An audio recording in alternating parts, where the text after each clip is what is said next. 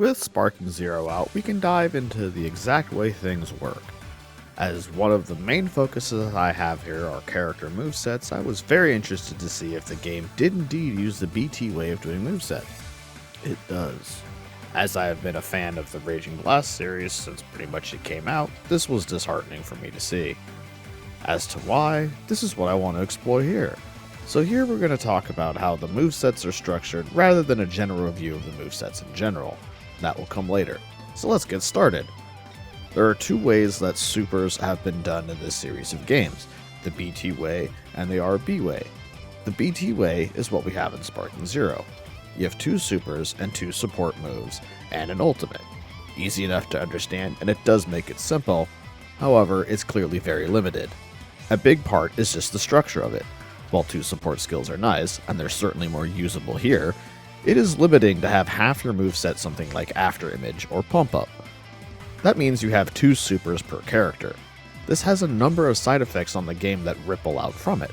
The most obvious is you need to split characters up in order to change their moves, which is how we ended up with two 17s. While this could allow for different melee animations and smash moves, it also bloats the roster up with copies of characters. Another consequence of this is the Kamehameha problem. While this impacts Goku the most, it isn't just his problem, but we're going to focus on him.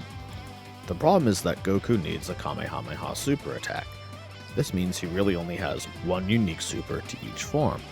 The reason this is a problem is you can't really have Goku without his signature beam, so you're locked in on one super for every form before you even start. The best example of why this is such an issue is with Mid Goku.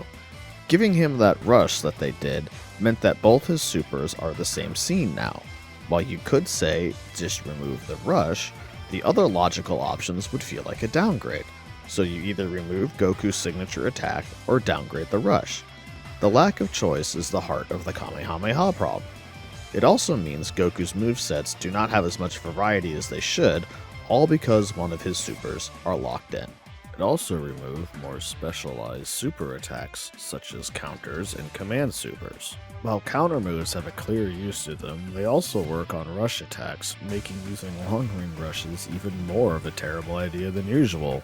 It gives players who are able to read their opponent a very satisfying way to use that ability than just teleporting out of the way at the last second. The other type of attack we lost are what I call command supers. These were a super attack that had a single attack from startup, making them something you would combo into. Once it started, you would hit the button on screen to do the rest of the attack. While I did like these, they could use some work, as once you knew the buttons, you could just mash the next one to sequence. Perhaps bonus damage if you time things correctly? Regardless, there's another important quality these attacks have, and I don't know when else I'm going to have a chance to talk about it. You could intentionally drop some of them at certain points to extend your combo. For example, if you do the same smash attack, it will end your combo. But as you can see, the stun from the super doesn't count as the same one as the smash.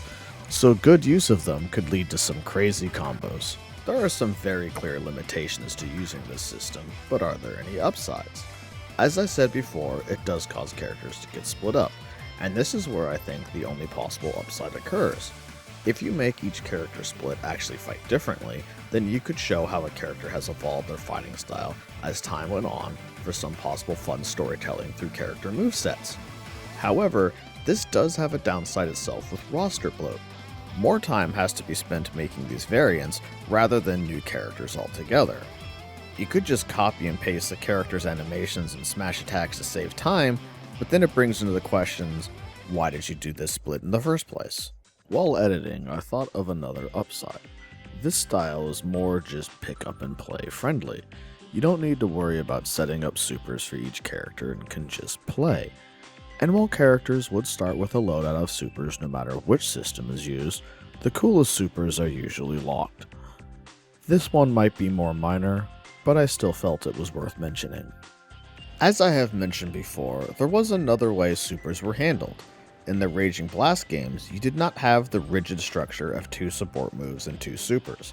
Instead, all moves were treated as supers, and you were able to equip them. This also meant characters had more than 4 options to work with. This has some very clear upsides. The first is you don't need to split characters off. You can simply give them more outfits and change their supers around, and there you go. This also allows you to get around the Kamehameha problem by giving each Goku his signature attack as a super without limiting his moveset at all. And this is not just limited to Goku, you can give more supers to any character. It also eases up on the rigid structure by allowing the devs to not have to make 2 support moves for every character. You could make only one, for example. There is a weakness in the system though, and that was everything used ki. Blastox, what skill count was before, were removed. This had its own share of downsides.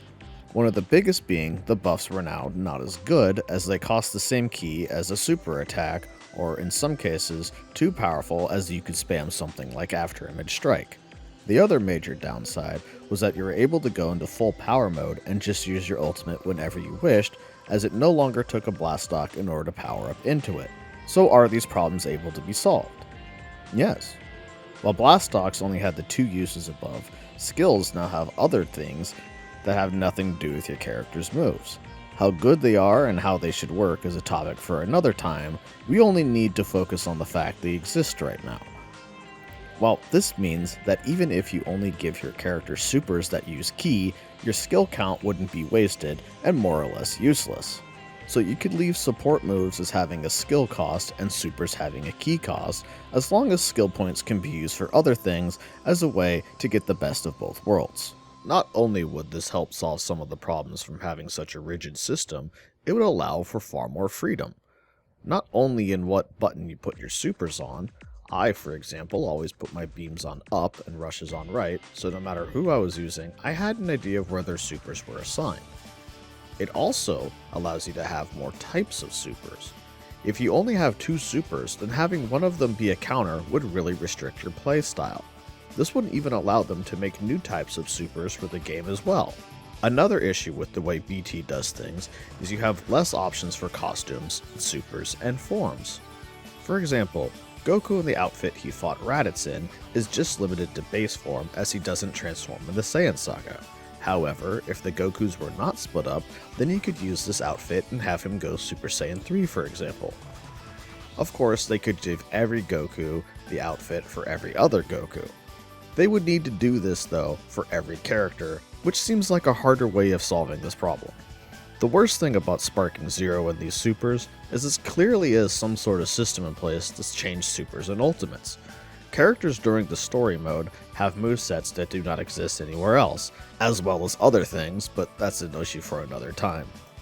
So, if we do get a Sparking Zero 2, or they feel like updating Sparking Zero, what should we get? Well, I think the ideal would be something more like Raging Blast to allow for maximum freedom on character customization. Also bringing up the super types we lost from Raging Blast and see if we can come up with some new types. Also, we really need the ability to change ultimates. I will say that while I am a person who has always liked Raging Blast, I am very much in the minority. And so I can see why the developers wanted to play it safe and stick close to the game that everyone talks about, BT3, rather than look at the games that are considered failures in Raging Blast.